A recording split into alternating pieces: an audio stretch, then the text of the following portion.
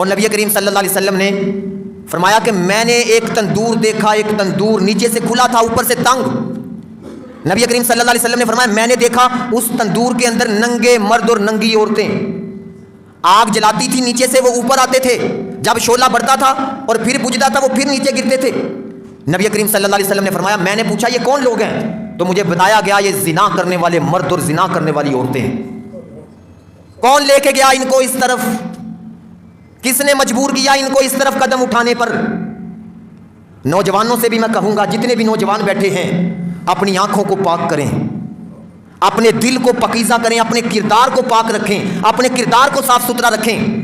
آج کا یہ جو سوشل میڈیا ہے بڑا مشکل ہے اپنی نظر کو صاف رکھنا، بڑا مشکل ہے اپنی نظر کو بچانا۔ نہ دیکھیں کسی غیر محرم عورت کی طرف، اپنی نظروں کو بچا کے رکھیں۔ ایک بزرگ وہ کہتے تھے میں نے ساری زندگی غیر محرم عورت کی طرف نہیں دیکھا، اپنی ساری زندگی آئیں تہیا کریں ہم بھی اپنی ساری زندگی میں غیر محرم عورت کو نہیں دیکھیں گے، موبائل پہ نہیں دیکھیں گے، ویسے بھی نہیں دیکھیں گے، اپنی نگاہ کو صاف رکھیں گے، اپنی نگاہ کو پاکیزہ رکھیں گے۔ ان سے پوچھا جی کیوں نہیں دیکھا؟